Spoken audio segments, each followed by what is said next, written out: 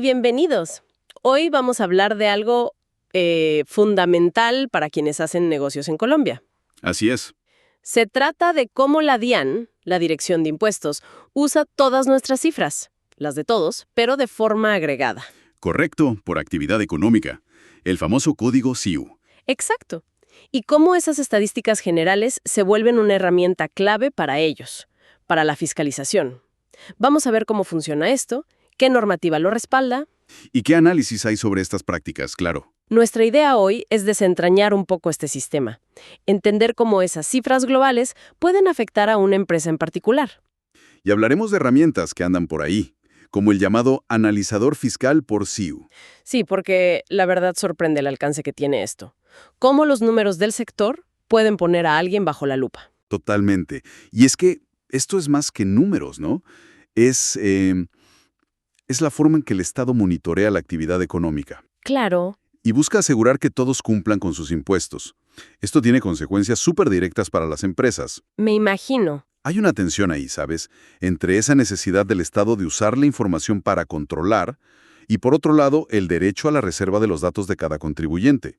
Un equilibrio delicado. Muy bien. Empecemos a desglosar eso. A ver, mi primera duda es, ¿cómo es posible que la DIAN use información tributaria que, pues, se supone que es privada?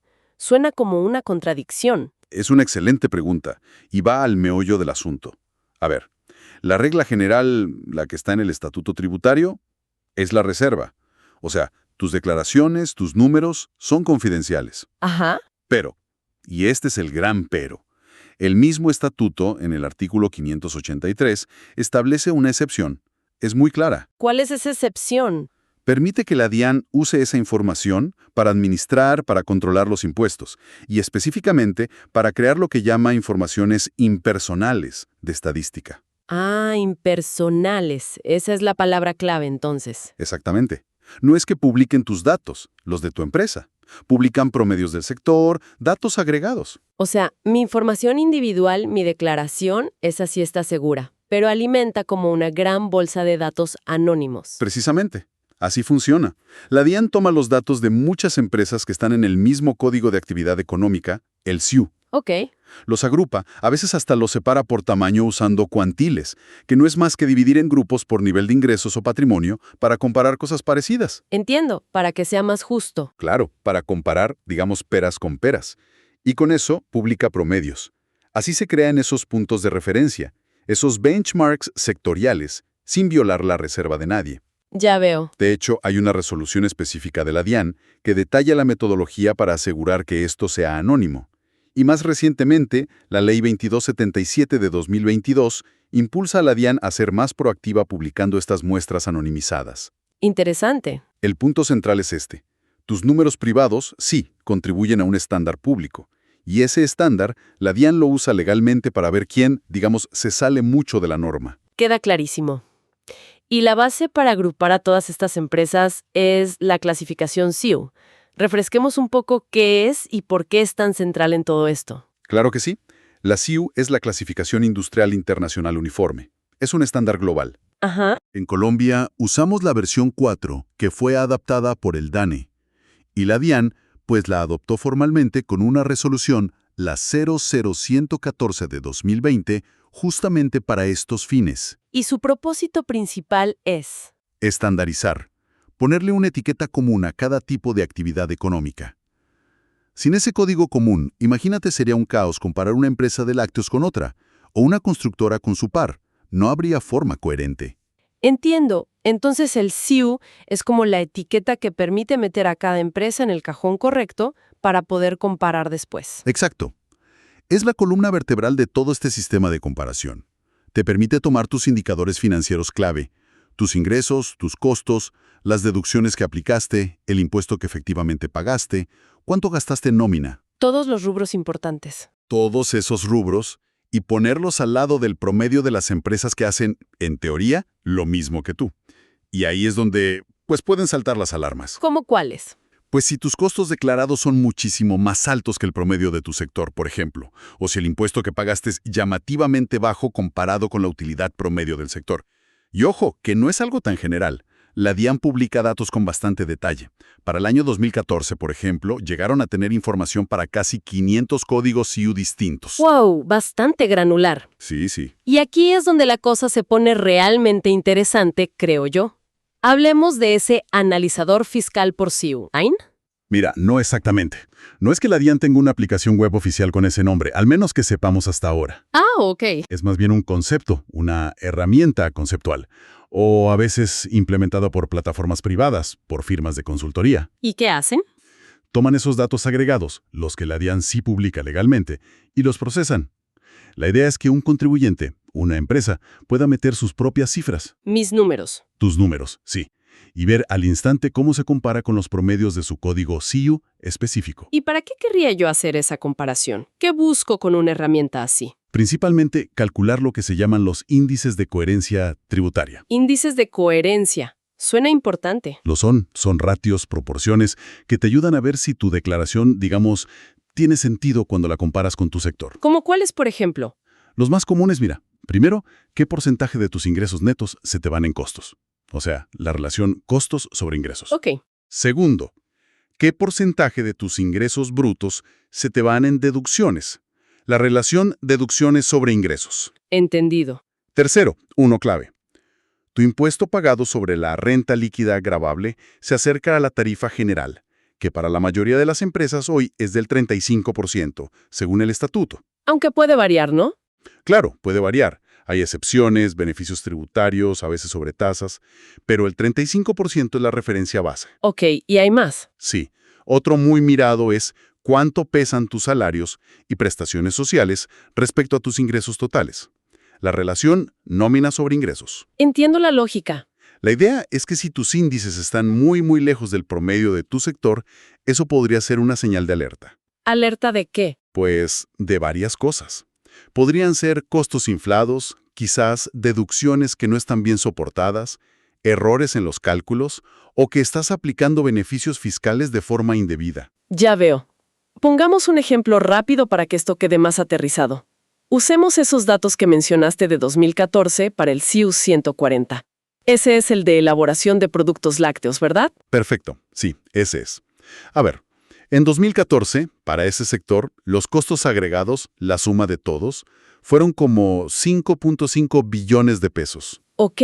Y los ingresos brutos sumaron unos 8.45 billones. Si divides costos entre ingresos, te da una relación promedio de 65,7%. 65,7% de costos sobre ingresos para el sector lácteo en 2014. Anotado. ¿Y el impuesto? El impuesto. La renta líquida gravable total de ese sector fue de 489 mil millones. Y el impuesto a cargo total fue de 218 mil millones. Ok. Si divides el impuesto entre la renta gravable, te da una tasa efectiva promedio de 44,6%. Espera un momento. 44,6%. Eso está bastante por encima del 35% que mencionaste como tarifa general. ¿Por qué podría ser eso? Exacto. Esa es justo la pregunta que se haría la DIAN. Y que te mostraría un analizador. Claro. Podría haber razones válidas, ojo. Quizás hubo sobretasas ese año en particular, o había empresas dentro de ese grupo con tarifas diferenciales más altas por alguna razón especial. Podría ser. Podría ser. Pero esa discrepancia, esa diferencia tan marcada frente a la tarifa teórica del 35%, es precisamente el tipo de hallazgo que justifica una revisión por parte de la DIAN. Entendido. El análisis te muestra la desviación y prende una luz amarilla, digamos. Eso es, te dice, ojo aquí, esto se sale de lo esperado. Vale, clarísimo. Entonces, si la DIAN detecta estas desviaciones en mis números al cruzar con mi sector, ¿qué poder real tiene para actuar? ¿Qué puede hacer? Poderes bastante amplios. Están definidos principalmente en el artículo 684 del Estatuto Tributario. Por ejemplo, Pueden verificar si tus declaraciones son exactas. Pueden investigar cosas que sospechan que no declaraste. Pueden pedirte informes a ti, o a tus clientes, o a tus proveedores. a terceros también. Sí, a terceros. Exigirte documentos, libros de contabilidad. Y algo muy importante que a veces se olvida. Pueden revisar tus estados financieros. ¿Los estados financieros completos? Completos. Y no solo los números finales, sino cómo los elaboraste, qué políticas contables usaste y todos los soportes de esos estados financieros. O sea, pueden pedir ver prácticamente todo el detalle de tu operación. Impresionante. Ahora, con tantísimos contribuyentes que hay, ¿cómo eligen a quién investigar más a fondo? ¿Se basan solo en estas desviaciones estadísticas? No únicamente en eso, pero sí influyen, y mucho. La DIAN tiene criterios de selección más formales, definidos en resoluciones. Por ejemplo, la 00054 de 2024 menciona varios. ¿Cómo cuáles? Se enfocan en contribuyentes que califican con perfiles de riesgo alto o muy alto, según sus propios modelos internos. Lógico. También mira mucho a los más grandes, los que están por encima del percentil 85 en ingresos o patrimonio, a los que ya han tenido problemas en controles anteriores, y por supuesto a los clasificados como grandes contribuyentes. Entiendo. Criterios de riesgo y tamaño. Exacto. La resolución, hay que decirlo, no pone explícitamente como criterio. Seleccionaremos a quien se desvíe X% de la estadística sectorial. No está escrito así. Ah, ok. Pero tanto la teoría como la práctica, lo que uno ve en el día a día, indican que la DIAN sí usa estos análisis estadísticos para diseñar sus planes de fiscalización.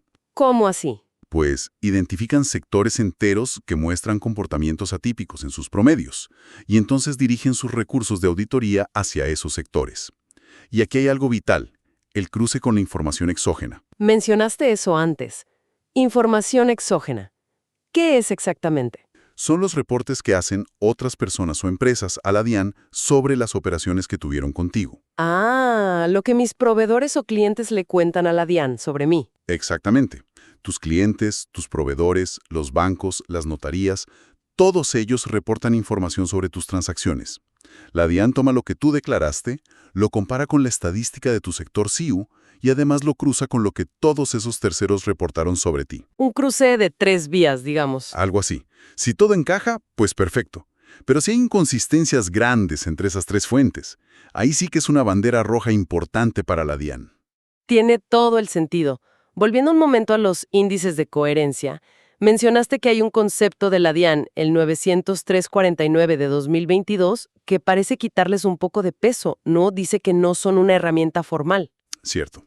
Ese concepto existe y dice básicamente eso, que esos índices no están consagrados formalmente en la ley como un método de auditoría sistemático u obligatorio que la DIAN deba seguir paso a paso. Ajá. Pero, y es un gran pero, en la práctica, en el día a día de la fiscalización, pregúntale a cualquier auditor de la DIAN o a cualquier asesor tributario.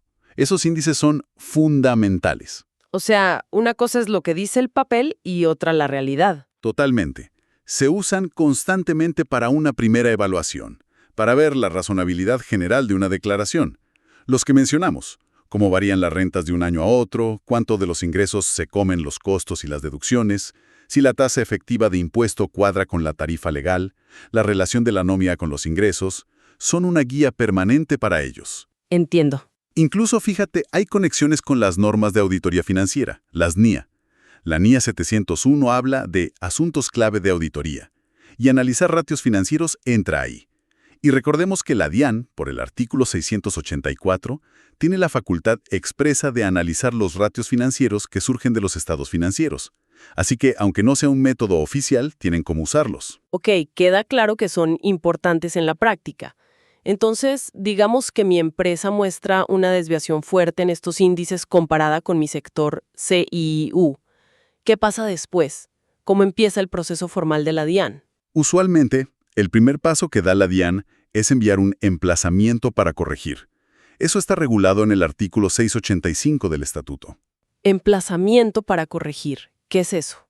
Es básicamente una carta, una comunicación donde la DIAN te dice algo como: oiga, hemos encontrado indicios de una posible inexactitud en su declaración del impuesto X del año Y, lo invitamos a que la revise y, si es el caso, la corrija voluntariamente dentro del próximo mes. Una invitación, digamos. Es una invitación, sí, y te ofrecen una zanahoria. Si corriges voluntariamente con el emplazamiento, la sanción por inexactitud se reduce considerablemente. ¿Y de dónde salen esos indicios? Pueden salir de muchas partes, de cruces de información exógena que no cuadran, por ejemplo, o muy comúnmente de una comparación estadística que te muestra muy fuera del promedio de tu sector. Ese puede ser el indicio inicial. ¿Y si yo recibo ese emplazamiento, pero considero que mi declaración está bien?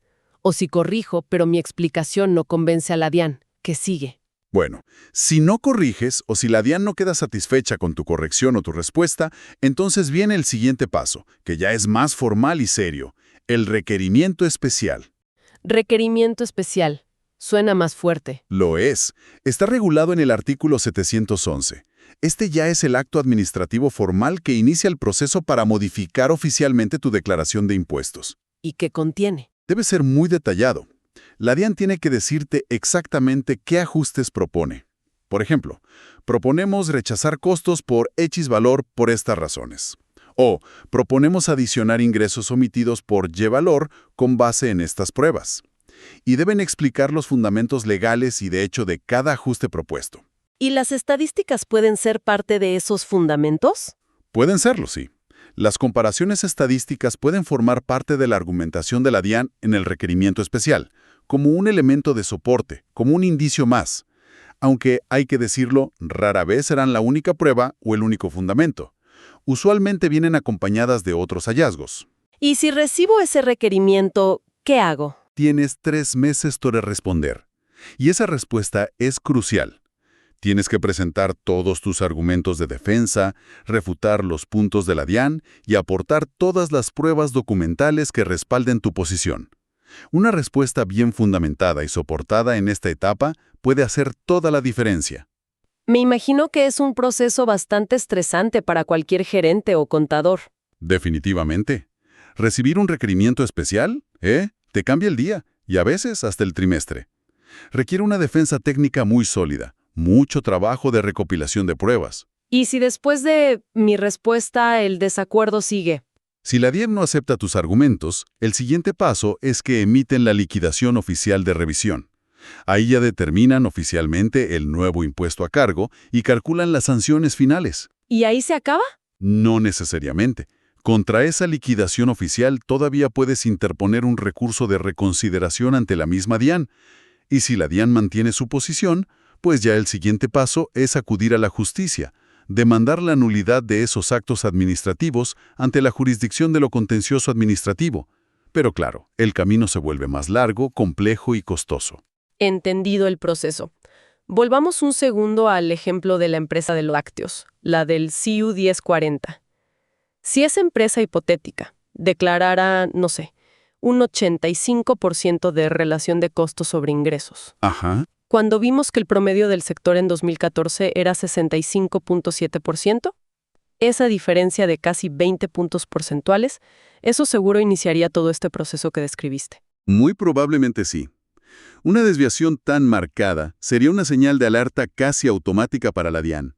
Seguramente llevaría como mínimo un emplazamiento para corregir, y si no se justifica bien, a un requerimiento especial proponiendo rechazar parte de esos costos. Ok. Pero, y aquí viene un matiz legal súper importante, que además ha sido respaldado por la jurisprudencia del Consejo de Estado, el máximo tribunal en estos temas. ¿Cuál es ese matiz? Que la desviación estadística, por sí sola, no es prueba suficiente para que la DIAN te rechace costos o deducciones. No pueden decir simplemente, como usted está 20 puntos por encima del promedio, le rechazo la diferencia. Eso no es legalmente válido como único argumento. Ah, mira, qué interesante. Entonces, ¿para qué sirve la estadística si al final no es prueba? No, sí sirve. Y muchísimo. Sirve como un indicio válido que justifica plenamente que la DIAN inicia la investigación. O sea, es la razón perfecta para enviarte el emplazamiento o el requerimiento y pedirte explicaciones y soportes. Ok. Justifica la acción inicial. Exacto. Y además, se convierte en un argumento complementario muy poderoso si, durante esa investigación, la DIAN encuentra otras fallas. ¿Cómo cuáles? Como soportes documentales débiles o inexistentes. La factura electrónica que no cumple requisitos, por ejemplo. Inconsistencias entre la contabilidad y la declaración. Operaciones que parecen simuladas o que no tienen sustancia económica. Ya veo. Si encuentran esas otras irregularidades, ahí la desviación estadística refuerza la idea general de que algo no está bien en esa declaración. Pero para rechazar un costo o una deducción específica, la DIAN tiene que demostrar que se incumplió un requisito legal de ese gasto. Principalmente los del artículo 107 del Estatuto. ¿Cuáles son esos? Que el gasto no era necesario para generar la renta, que no tiene relación de causalidad con los ingresos, que fue desproporcionado, o que le falta el soporte documental idóneo. Tienen que probar eso sobre el gasto específico. Entendido. Entonces, el mensaje clave para las empresas es: El mensaje es, si tus números son significativamente diferentes al promedio de tu sector SIU, eso no es necesariamente malo o ilegal, pero tienes que estar preparado. Asegúrate de tener muy bien documentado y explicado el porqué de esa diferencia. dar la justificación de negocio. Exacto. Es porque usas una tecnología más cara, pero más eficiente. Tu estructura logística es más compleja por tu ubicación. Operas a una escala muy diferente al promedio. Tienes un modelo de negocio particular. Esa es tu defensa, tener las respuestas y los soportes listos. Clarísimo. ¿Y este escrutinio basado en estadísticas puede afectar otros beneficios fiscales? Estoy pensando ahora en el beneficio de auditoría. Buena pregunta. Sí, puede afectarlo indirectamente. A ver, el beneficio de auditoría, que está en los artículos 689, 1, 2 y 3 del Estatuto, es una figura interesante. ¿En qué consiste? Permite que tu declaración de renta quede firme, o sea, intocable por la DIAN en un plazo mucho más corto, 6 o 12 meses, en lugar de los 3 años que es la regla general. Suena muy bien. Es una gran ventaja para dar seguridad jurídica rápido. Pero para obtenerlo, tienes que cumplir ciertos requisitos. Principalmente haber incrementado tu impuesto neto de renta en un porcentaje determinado respecto al año anterior. Ok, tiene condiciones. Sí, y aquí viene la conexión. Si la DIAN te notifica un emplazamiento para corregir, que como ya vimos, puede originarse perfectamente en un análisis estadístico comparativo antes de que se cumpla ese plazo corto de 6 o 12 meses, pierdes automáticamente el beneficio de auditoría. Ah, o sea, te lo suspenden. Exacto. Tu declaración vuelve a tener el plazo normal de firmeza de 3 años. Así que, sí, una desviación estadística significativa, al provocar un emplazamiento, puede indirectamente hacerte perder esa ventaja del beneficio de auditoría. Otro riesgo a tener en cuenta. Muy importante ese punto. Y para ir cerrando el tema normativo, mencionaste al pasar algo de una resolución única. ¿Qué es eso y cómo encaja en todo esto? Ah, sí. La resolución 000227 de 2025 es un esfuerzo bastante reciente y gigantesco de la DIAN por poner orden en su jungla normativa. Compilaron todo. Compilaron cientos y cientos de resoluciones anteriores sobre temas tributarios, aduaneros y cambiarios en un solo documento enorme. Una resolución única. ¿Y qué dice sobre nuestro tema? Para lo que estamos hablando hoy, lo relevante es que esta resolución única reafirma y consolida todas estas facultades de la DIAN para usar información estadística en sus procesos de control y fiscalización. O sea, ¿ratifica lo que ya existía? Exacto. Reafirma que pueden hacerlo, siempre bajo los principios que hemos discutido, respetando la reserva individual de cada contribuyente y asegurando que la publicación sea de datos agregados, impersonales, anonimizados. Digamos que le da un marco normativo aún más sólido y organizado a todo este sistema de control basado en estadísticas sectoriales. Perfecto. Entonces, si tuviéramos que resumir la idea central de toda esta conversación, ¿cuál sería? Yo diría que la idea central es esta. Las estadísticas agregadas por código SIU, que la DIAN recopila y publica, no son simplemente un ejercicio académico o informativo. Son una herramienta de gestión interna y de fiscalización muy real, muy poderosa y con pleno respaldo legal. Crean puntos de referencia clave. Crean benchmarks sectoriales que la DIAN usa activamente. Los usa para evaluar si las declaraciones de impuestos que reciben son, en principio, razonables. Y los usa para decidir dónde enfocar sus recursos de auditoría. No son el único factor, pero son un factor muy importante. Y la implicación práctica para las empresas entonces es: que ignorar el perfil estadístico de tu propio sector es hoy en día bastante arriesgado. Ya no es un lujo, es casi una necesidad de buena gestión del riesgo tributario. ¿qué deberían hacer? Usar herramientas como ese concepto del analizador fiscal por SIU, ya sea con desarrollos propios, con consultores, o simplemente haciendo sus propios análisis comparativos con los datos que publica la DIAN. Tienes que saber dónde estás parado respecto a tu sector. Anticiparse a la mirada de la DIAN. Exacto. Te permite anticipar la perspectiva que podría tener la DIAN sobre tus números. Y quizás, más importante aún, Te obliga a tener listas las explicaciones, las justificaciones de negocio y, sobre todo, los soportes documentales si tus cifras son significativamente diferentes al promedio. Es un punto donde el análisis de datos se cruza directamente con la estrategia legal y de negocio de la empresa. Muy, muy claro. Y bueno, para terminar, una reflexión final que me queda dando vueltas. Estamos en plena era de la inteligencia artificial, del Big Data. ¿Cómo crees que podrían evolucionar estos métodos de fiscalización estadística en un futuro cercano? Es una pregunta fascinante. Veremos pronto modelos predictivos mucho más sofisticados, quizás basados en aprendizaje automático, que usen estos mismos datos agregados para identificar posibles riesgos de incumplimiento casi en tiempo real, incluso antes de que se presente la declaración. Es muy posible. La capacidad de análisis de datos crece exponencialmente. No me sorprendería ver modelos que identifiquen patrones y anomalías con una precisión mucho mayor, cruzando aún más variables. Podría cambiar bastante el panorama. Sin duda, haría la fiscalización potencialmente más eficiente para la DIAN, pero también aumentaría la presión sobre las empresas para tener todo perfectamente alineado y justificado casi desde el momento cero. Definitivamente es algo en qué pensar y para lo que hay que prepararse.